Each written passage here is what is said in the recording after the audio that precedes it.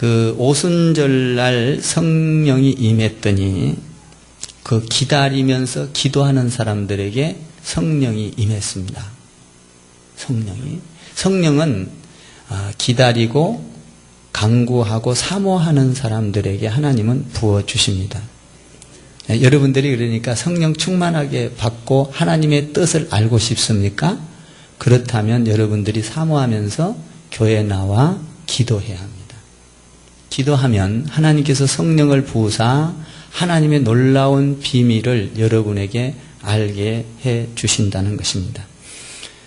오순절 다락방에서 성령이 임하기를 기대하면서 기도했던 그들에게 성령이 무리에게 임했습니다.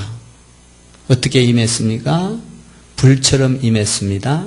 그리고 바람처럼 임했습니다. 거기에서 성령을 받은 사람들이 엄청난 충격을 받게 됩니다. 바람 같은 소리, 불 같은 그 능력, 이게 임하자 사람들은 충격을 받고 놀라기 시작을 하는 것입니다. 여러분, 이 성령이 임하면 누구든지 놀라게 되어 있습니다. 충격을 받게 되어 있어요. 그래서 성령 받은 사람들 이야기를 들어보면 정말 놀라운 일이다. 이게 어쩐 된 일이냐. 믿을 수가 없다. 의심이 들어오고, 야, 정말 내가 말하는 것이 성령이 임해서 방언을 받은 거야, 안 받은 거야? 아니면 내가 말을 빨리 하니까 이상한 말이 나오는 거야? 이 의심을, 왜 그래요? 충격을 받아서 그런 거예요. 놀란 것이죠. 이 성령을 받고 나면 특징이 놀랜다는 겁니다. 놀랜다. 소동이 일어났다. 우리 지난 시간에 이거 공부 다 한 건데, 여러분들이 다 이렇게 잘 들으시기를 바랍니다. 더 이해가 가라고. 그래서 소동이 일어났다라고 되어 있습니다. 그래서 충격을 받은 사람들이 막 16개의 국가의 언어로 막 들려지면서 다 해석이 되니까 막 그들이 아마 박수를 쳤을 것이고 손을 들었을 것이고 어떤 사람은 성경에는 없지만 막 춤을 추게 됐을 것이고 이 엄청난 사건이 일어나니까 사람들이 보고 있다가 믿음이 없는 사람들이 저것들 미친놈들이 저러는 거야.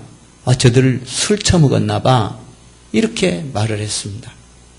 그래서 저들은 술을 먹었나 봐. 미쳤나 봐. 왜? 소동이 일어나니까, 난리가 일어나니까. 여러분, 이 성령이 임하면요, 옆에 사람 보이지도 않아요. 막 소리치며 기도하게 되고요. 막 뛰게 되고요. 그래서 사람들이 미쳤냐고 말을 합니다. 그때 베드로가 갑자기, 여러분, 이건 미친 사건이 아닙니다. 이것은 하나님께서 성령을 보내사 하나님의 사건입니다라고 그 자리에서 일어나서 술 먹은 것이 아닙니다. 그러면서 설교를 하기 시작했습니다. 그때 어떤 설교를 했습니까? 베드로가 여러분 요엘서 2장을 보십시오. 요엘서 2장에 보면 뭡니까? 어린 아이들이 자녀들이 예언할 것이요. 나이 먹은 사람들이 꿈을 꿀 것이며 젊은이들이 환상을 볼 겁니다. 이 엄청난 성경에서 이미 약속했던 계획했던 것이 지금 성령이 임해서 일어나고 있는 사건입니다. 이것은 술 취한 사건이 아니라 미친 사람들이 하는 사건이 아니라 사람의 사건이 아니라 하늘의 사건입니다. 이런 얘기. 하나님께서 이미 요엘 선지자를 통하여 이미 말했던 사건이에요. 그것이 지금 이곳에서 일어나고 있습니다. 이런 얘기. 그것을 베드로가 알려줬습니다. 그러니까 성령 사건은 하나님이 이미 이야기했던, 예언했던, 선지자를 통해서 이야기했던 것이 일어나고 있는 사건이다라는 것입니다. 그리고 오늘 또 중요한 것은 이 성령 사건은 그러면 어떤 것인가를 또 이야기해주고 있는 것입니다. 요엘 사건을 통하여 일어난 사건이지만, 요엘서를 통하여 이미 말한 사건이지만, 두 번째로는 이 성령 사건은 예수님을 위한 사건이다. 이 사건은 예수님을 전하기 위한 사건, 예수님의 사건이다라는 거예요. 성령 사건은. 그 요지를 보면 예수님의 사건이다.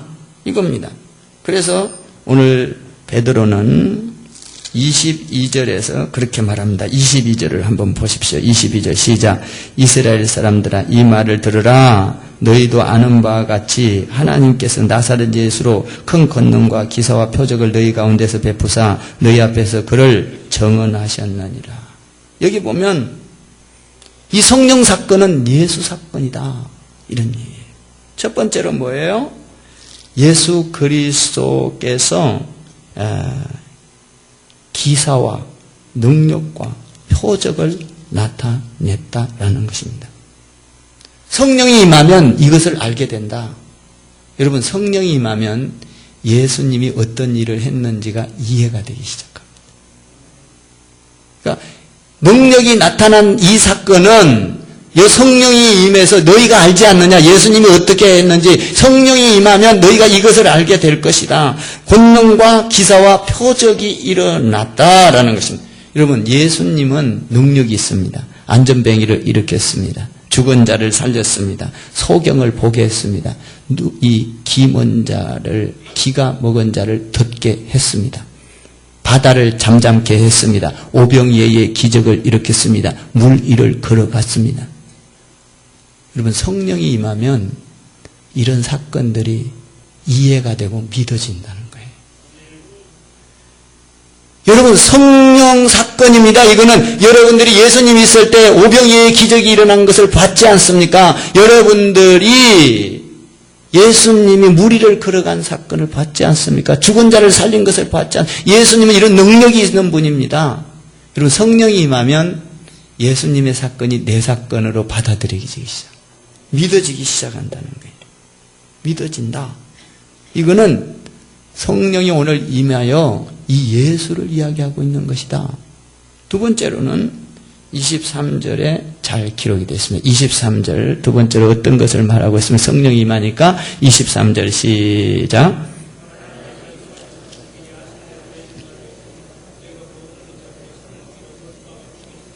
여기서 보면 이 성령을 통하여 예수님을 이야기하고 있는데 그가 23절에 하나님께서 정하신 뜻과 미리 아신 대로 내어준 바 되고 십자가 사건을 말하고 있습니다. 십자가 사건. 그러니까 십자가를 예수님은 지고 싶지 않았지만은 예수님이 십자가를 진 사건은 성령이 임하니까 베드로가 지금 설교를 하고 있는 게 십자가 사건은 하나님이 이미 정하신 사건이었다. 하나님의 뜻이었다. 자, 23절을 다시 한번 앞에를 잘 봐봐요. 시작. 그가 하나님께서 정하신 뜻과 미리 아신 대로 내어준 바 되었거늘 너희가 법 없는 자들의 손을 빌려 십자가에 못 박아 죽였다. 이럽니다. 그러니까 십자가 사건은 하나님이 정하신 하나님의 뜻이었다. 여러분, 십자가는 사람의 만든 게 아니에요. 하나님의 정하신 뜻이에요. 하나님의 정하신 십자가는 하나님이 정하신 뜻인데 하나님의 정하신 뜻 십자가가 뭐예요? 그러면 이 십자가를 통하여 인류를 구원하기 위한 것은 하나님의 뜻이었다. 이런 얘기. 그러니까 인류를 구원한 것은 십자가를 지어서 그걸 믿음으로 구원하기 위한 것은 누구의 뜻이었다? 하나님의 정하신 뜻이었다. 하나님의 계획이었다. 이 하나님의 계획이었는데 이스라엘 백성 너희가 죽인 것이 아니라, 잘 들으세요. 성령이 임해서 지금 베드로가 이 사건을 이야기하고 있는 거예요. 먼저 요엘 사건에 예언된 거였다.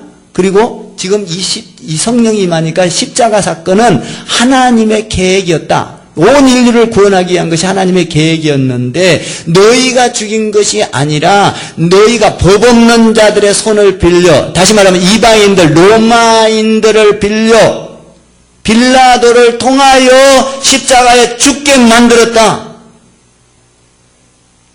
이런 얘기예요. 그러니까 이게 뭔 말이에요? 유대인들이 너희를 죽인 것, 너희가 예수를 죽인 것 같지 않게 생각하고 있지만 너희가 법 없는 자들의 손을 빌려서 고발하여 실제적으로는 다른 사람이 죽였지만 너희가 죽인 것이다. 이런 얘기. 이걸 지금 성령이 임해서 이야기하고 있는. 사실 사랑하는 성도 여러분, 예수님이 죽은 것은 우리 죄를 위하여 나 때문에 죽은 거예요. 아멘 하세요. 나를 구원하려고. 여러분, 내 죄가 예수님을 죽인 거라고요. 지금 그걸 말하고 있는 거예요. 다른 사람이 죽였지만 다른 사람이 죽은 것이 아니라 너희가 예수님을 고발하고 예수님을 욕하고 그래서 죽게 만들었던 사실은 너희가 죽인 것이다. 여러분, 다른 사람이 죽였다고 하면 별 충격을 안 받아. 근데 네가 살인했지, 내가 살인자가 되면 충격이 오는 거예요. 예수님은 결국은 내가 죽은 거예요. 내 죄 때문에. 믿습니까? 지금 23절 말씀이 그 말씀이에요. 다시 한번 볼래요? 23절을 시작. 그가 하나님께서 정하신 뜻과 미리 아신 대로 내어준 바 되었거늘 너희가 법 없는 자들의 손을 빌려 못 박아 죽였으나. 죽였다는 거예요. 죽였다. 너희가 죽였다. 실제적으로는 네가 죽였다. 이런 얘기죠. 네가 죽였다. 너희 죄가 죽였다. 사실 우리가 예수님을 믿으면 그래서 회개가 나오는 거예요. 내 죄를, 나를 구원하기 위하여 그 엄청난 십자가를 지고 그 고통을 당하시고 나를 위해서, 여러분을 위해서. 아멘. 근데 오늘 성령이 임하니까 그걸로 끝나지 않습니다. 여러분이 그를 죽였으나 하나님은 그를 사망에서, 24절을 한번 읽어봐요. 24절 시작. 하나님께서 그를 사망의 고통에서 풀어 살리셨으니 이는 그가 사망에 매여 있을 수 없어. 그를 너희가 죽였지만 하나님께서는 그를 부활시키셨다, 살리셨다. 이런 얘기예요. 그를 사망에다가 매여 놓을 수 없어. 무덤 가운데서 빗장을 치고 무덤 가운데서 묻어 놓을 수가 없었다. 그는 빗장을 빼서 풀어주셨다. 하나님께서 그를 살리셨다. 지금 베드로가 지금 성령이 충만해서 예수를 알게 된 거예요. 예수. 지금 여기에 베드로가 성령 충만해서 전하고 있는 주체가 누구예요? 주체가 예수입니다. 지금 예수. 예수님은 너희가 하나님의 뜻이었는데, 미리 정하신 뜻이었는데 너희가 죽인 것이 아니라고 말하지만 실제적으로 너희가 이방인들을 동원해서 죽였는데 너희가 죽인 것이다. 너희가 죽인 그 예수는 사망 가운데 있을 수 없고 예수님은 하나님께서 살리셨다. 성령이 임하니까 지금 누구를 주체로 지금 이야기하고 있어요? 예수를 이야기하고 있는 거예요. 예수. 24절에서 보면 사망에 매여 있을 수 없음이었다. 여러분, 우리가 성령이 임하면요, 예수가 우리에게 충만히 들어오기 시작합니다.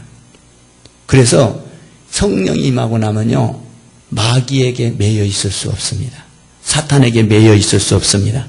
성령이 임하면 질병에 매여 있을 수 없습니다.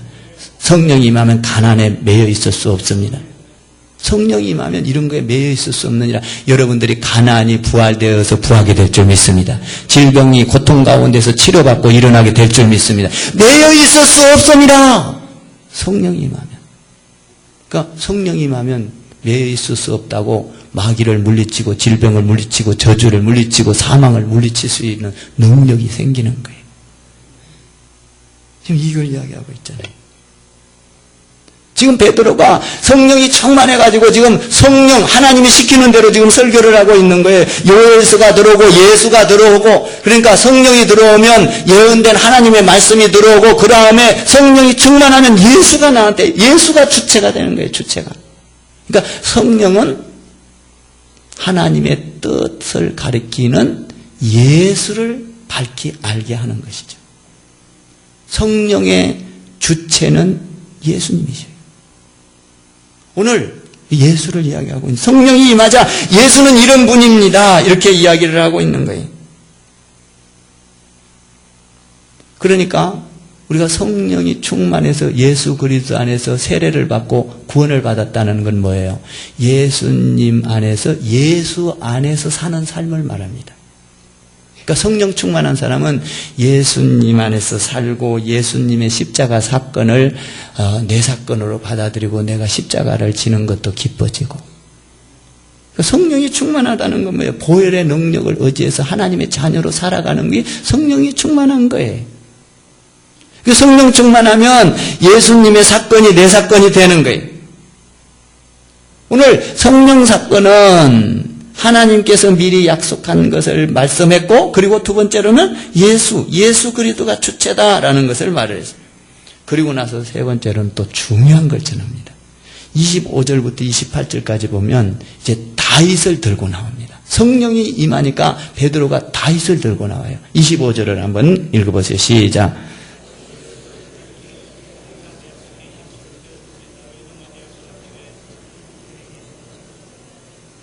여기 보면 다윗은 어떤 사람이냐? 오늘 다윗이 그를 가리켜 내가 항상 내 앞에, 지금 다윗이 먼저 이 땅에 먼저 태어났어요? 예수가 먼저 태어났어요?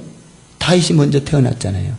이 땅에. 그런데 다윗은 지금 너희들 앞에 보면 죽어있는 묘가 있지 않느냐. 그런데 다윗은 살아있을 때 시편 16편에서 그렇게 말했다. 이런 얘기예요, 지금. 또 시편 16편을 갖고 온 거예요. 베드로가. 성령이 충만해서 성경이 막 들어오는 거예요. 그러면서 하는 소리가, 야, 다윗을 봐라. 다윗은 살아있을 때 어떻게 말했느냐? 시편 16편에서 항상 주님이 내 안에, 내 앞에 계셨다. 그 다윗은 어떤 사람이었느냐? 다윗은 예수님을 항상 모시고, 예배할 때 모시고, 찬양할 때 모시고, 걸어갈 때 모시고, 일할 때 모시고, 항상 함께 있었다. 그래서 다윗은 그 주를 보고, 너희가 죽인 예수, 그분을 보고, 이미 그분이 살아있을 때 이미 너희가 죽인 예수, 그를 보고 함께 있었던 걸, 그가 함께 있는 걸 보고 항상 흔들리지 않았다. 요동하지 않았다. 사랑하는 성도 여러분, 예수님이 함께하면 요동치지 않습니다. 세상에 요동치지 않고, 가난에 요동치지 않고, 저주에 요동치지 않고, 마귀에 요동치지 않습니다. 오늘 다윗은 뭐라고 말합니까? 내가 살아있을 때 시편에서 그렇게 고백했다는 거예요. 내가 항상 주님과, 너희가 죽인 그 주님과 함께 있을 때 그는 요동하지 아니하였다. 25절에서 그렇게 되어 있잖아요. 요동하지 아니하였다. 내 삶이 사회가 성난 파도와 같이 어려움이 온다 할지라도, 고통이 온다 할지라도, 저주가 온다 할지라도, 내가, 다윗은 뭐라고 하냐? 흔들리지 아니하였다.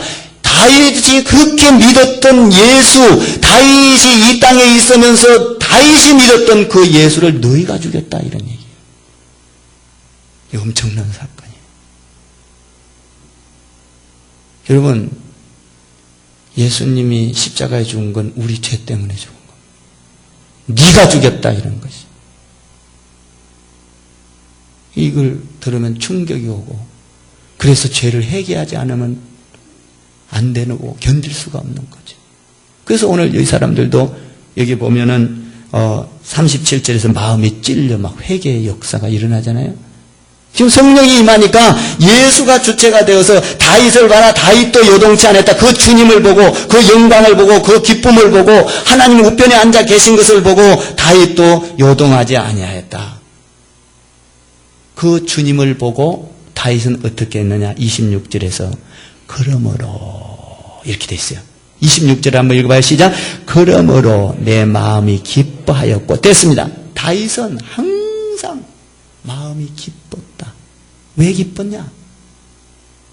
너희가 죽인 그 예수가 자기와 함께 있는 걸 보았으므로 항상 즐거웠다. 기뻤다. 사랑하는 성도 여러분, 예수님이 함께하면 마음이 기쁨이 있습니다. 할렐루야. 두려움은 사라지고, 불평은 사라지고, 원망은 사라지고. 여러분, 주님이 함께해서 우울증도 사라지기를 주님의 이름으로 축원합니다. 여러분, 주님이 함께함으로 마음에 평화가 있기를 바랍니다. 조울증도 사라지고. 할렐루야. 그러니까 우리가 고통스러운 일이 있으면 주님이 함께하면 마음이 기뻤다, 이 말이에요. 여러분, 사람이 살다 보면 기쁜 날도 있고 슬픈 날도 있잖아요. 여러분, 봄, 여름, 가을, 겨울이 다 있는 거예요. 오르막이 있고 내리막이 있고. 여러분, 사람이 살다 보면 좋은 날만 맨날 있는 거 아니잖아.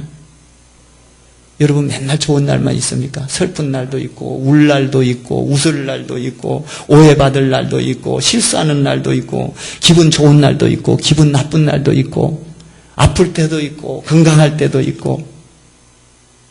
그러나 하나님이 예수님이 함께하는 자에게는 마음의 기쁨이 있다라는 것입니다. 누가 그랬다는 거예요?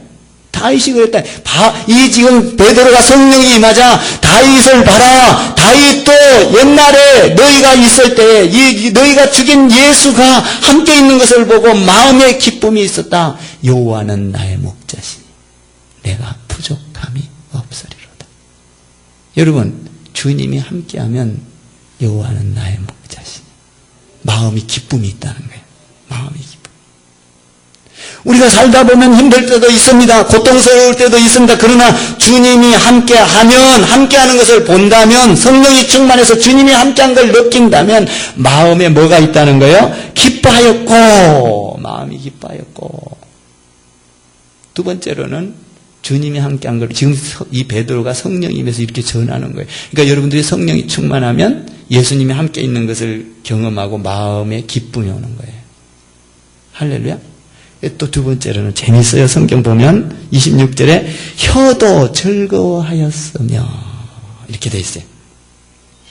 혀도 즐거워하였다.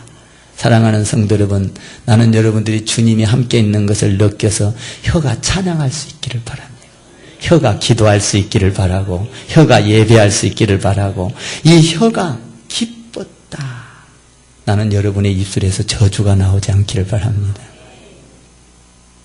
기뻤다. 26절에서 혀도 즐거워하였으며 막 혀가 즐거워서 어찌할 수 없다. 혀가 즐거워했다. 여러분 사실 인간이 가장 행복한 게 뭘까요? 여러분 이 참 재미있는 게 뭐냐면 또 한 번 더 나가볼까요? 26절에 혀도 즐거웠으면 육체도 희망에 거하리니. 야, 여기 육체를 말하고 있어요. 육체. 또 육체는 뭐예요? 육체가 썩어서 없어질 것이 아니라 오늘 여기 보니까 너희가 죽인 예수는 썩어 없어진 것이 아니라 27절에서 내 영혼을 엄부해 버리지 아니하시며 주의 거룩한 자로 썩임을 당치 않게 부활될 것이다. 그러니까 여러분 우리가 육체의 소망을 가져야 돼. 우리가 죽는 것은 썩어 없어지는 게 아니라 영원한 나라로 천국의 소망을 삼게 해주신다. 성령이 임하면 이런 게 임한다는 거예요. 그러니까 환난과 고통과 죽음도 두려워하지 않게 된다. 여러분 이 땅에서 가장 행복한 게 뭐예요? 돈 많이 갖는 거 행복한가요? 물론 행복할 수 있어. 돈을 많이 가지면. 여러분 아파트 한 채 있는 것보다 10채 가진 게 더 행복하죠? 아닌가 봐. 나는 한 채 있는 것보다 10채 있으면 좋겠는데. 아멘 좀 해보셔. 여러분 그렇게 원하지 않아요? 여러분 성공하기를 원하지 않아요? 돈 많이 벌기를 원하지 않아요? 우리 교회는 천사들만 있어서 돈 다 싫대. 목사는 제일 나쁜 놈인가? 아니에요. 다 원해요. 여러분도 원하고 저도 원해요. 믿습니까? 돈도 많이 벌었으면 좋겠고 건강하게 살았으면 좋겠고 내 자식도 잘 됐으면 좋겠고 여러분들이 기도한 대로 응답받아서 다 원하잖아. 그렇게 대달라고 기도하잖아요. 근데 중요한 거는 그것이 정말 행복을 줄 수 있느냐? 그렇지 않아요. 정말 행복은 뭐냐?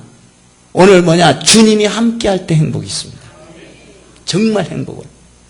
정말 행복은 주님이 함께할 때 뭡니까? 죽은 자 가운데서 살아난 이 땅에서 내 육신이 썩어져 원부로 돌아갈 게 아니라 죽어서 썩어져 없어진다 할지라도 우리는 생명으로 영생으로 하나님의 나라의 부활의 육체의 소망을 가진 그러니까 육체에 대한 소망을 가진 자가 가장 행복한 거예요. 내 영혼이 구원을 받았다. 그게 26절과 27절 말씀이에요. 28절까지 이어지네요. 28절 한번 읽어볼까요? 28절 시작. 주께서 생명의 길을 내게 보이셨으니 주 앞에서 내게 기쁨이 충만하게 하시리로다 하였으므로. 여러분 보세요. 다윗은 생명의 길을 내게 보이셨으니, 그 예수가 생명의 길이었는데 그 길을 내게 보이셨으니 내가 기쁨이 충만했다. 가장 기쁜 건 뭐예요? 생명의 길을 보여주는 거예요. 여러분, 그러니까 집을 100채를 갖고 있어도 우리는 그거를 여러분들이 사는 동안만 누리고 놓고 가야 돼. 여러분께 영원한 것이 안 돼. 근데 생명의 길은 영원한 거예요. 이 생명의 길을 보고 누가 즐거워했다는 거예요? 다윗이 즐거워했다는 거예요. 지금 성령이 임하니까 이걸 전하는 거예요. 이렇게 다윗이 입술이 즐거워하고 마음이 기쁘고 육체의 소망을 가지고, 육체의 소망 보세요. 마음이 기쁘고 혀가 즐겁고 내 육신에 대한 소망을 가진 다윗, 가장 행복한 자 아니에요? 이 자도 그 주님을 바라보고 그렇게 행복하고 그 주님을 믿었는데, 이미 오지 않았던 그 예수님을 보고 즐거워하고 행복하고 그분을 믿었는데, 그분이 이 땅에 오자 여러분들이 죽였습니다. 이런 얘기. 누가? 베드로가 지금 성령이 충만해서 예수를 전하고 있는 겁니다. 예수를. 그 29절부터 보면 다윗은 지금 여러분들 살아있는 동안에 여러분 다윗의 무덤을 볼 수 있지 않습니까? 지금 다윗의 무덤이 몇백 년이 흘러갔고 몇천 년이 흘러갔고 없어진 게 아니라 여러분들 눈으로 볼 수 있는 이 무덤을 볼 수 있는 다윗이 지금 여러분 시대에서 볼 수 있었던 이분이 그분이 메시아인 예수를 믿고 즐거워했습니다. 사랑하는 성도 여러분, 여러분들이 성령 충만해서 예수를 볼 수 있기를 바라고, 할렐루야. 하나님의 안에서 마음이 기뻐지고 혀가 즐거워지고 육체에 대한 소망이 있어지기를 주님의 이름으로 축원합니다. 이분을 봤다는 거예요. 이분을. 그러니까 이분을 본 그분을 너희가 죽였도다. 그런데 오늘 그분을 36절에서 뭐라고 하고 있어요? 36절 한번 볼까요? 쭉 넘어가서 36절 시작.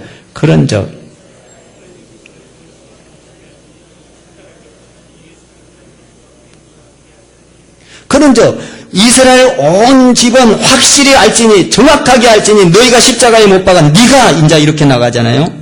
너희가 십자가에 못 박아 죽인 그 예수를 하나님이 주와 그리스도가 되게 살리셨느니라. 할렐루야. 나는 여러분들이 주 안에서 성령 충만하여서 예수를 전가할 수 있기를 주님의 이름으로 축원합니다. 성령이 오면 누구가 내 안에 들어오게 돼 있어요? 예수님이 들어오게 돼 있어요. 예수님. 오순절 사건은 성령 사건인데 사람이 만들어낸 사건이 아니라 하나님이 이미 계획된 사건이었다라는 거예요. 계획된 사건이었다. 이 일을 전하니까 이 사람들이 듣고 어떻게 했어요?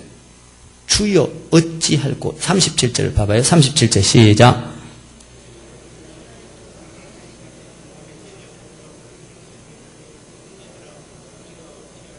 보세요. 성령이 임하면 회개 사건이 일어나는 거예요.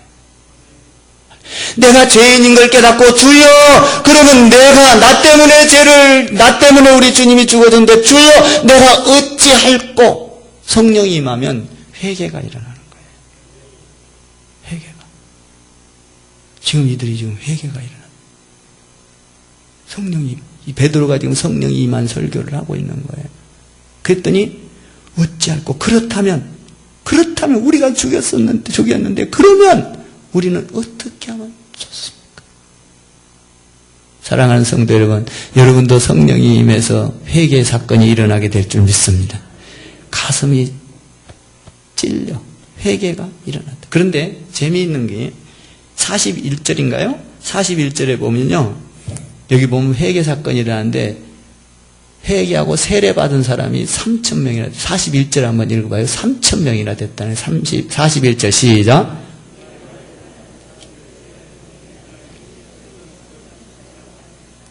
여기 보니까 3,000명이나 되더라고요. 세례받은 사람이 3,000명 됐다는 거 어마어마한 숫자예요. 할렐루야. 여러분들이 성령 충만히 받으면 여러분들이 여기서 세례받은 사람만 그런데 세례 안 받은 사람은 또 얼마나 많을까?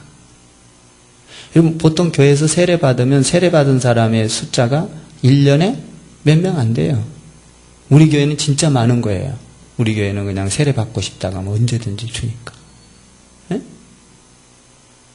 우리 노예에서 우리 교회만큼 세례 많이 주는 교회가 없어요. 우리 교회가 랭킹 1위. 아마 총회에서도 아마 상위권에 들 거예요. 세례를 많이 주는 거예요. 네? 그러니까 여기 보면 3,000명. 한 번에 3,000명? 와. 성령이 임하면 이런 사건이 일어나요. 성령이 임하면요, 여러분들이 가서 예수 전하면요, 막 회개하고 돌아오는 사람이 많아. 어? 교회 그냥 꽉 차는 거예요. 할렐루야? 이 엄청난 사건. 오늘 여기 보니까 3,000명이나 되었더라. 사랑하는 성도 여러분, 나는 여러분에게 부탁합니다. 성령 충만히 달라고 기도하기를 바랍니다. 성령이 임하면 말씀이 들어오고 예수님의 십자가가 들어오고 부활이 들어오고 그리고 뭡니까? 하나님의 뜻인 줄 알게 되시. 그래서 다윗처럼 마음이 기쁘고 혀가 즐겁고 육신에 대한 소망이 있어요. 그 성령이 임하면 행복한 거예요. 여러분 신앙생활이 행복해지기 시작해요. 왜냐하면 마음이 어떤 고난이 와도 여호와는 나의 목자시니 죽음이 와도 육체에 대한 소망이 있어져. 여호와는 나의 목자시니 혀가 악독해지지를 않아. 혀가 그냥 찬양 즐거워져. 그 성령이 임하면 이런 사건이에요. 누가 그렇게 살았어요? 다윗이 그렇게 살았어요. 다윗이. 사랑하는 성도 여러분, 여러분도 다윗과 같은 축복이 있기를 바라고 베드로와 같이 성령 충만해서 여러분 가운데 마음이 기쁘고 혀가 즐겁고 육신이 소망이 있어서 세상을 능히 이기고 마귀를 이기고 사탄을 이기고 악을 이기고 저주를 이기는 여러분 되기를 주님의 이름으로 축원합니다. 축원합니다. 기도하겠습니다. 하나님 아버지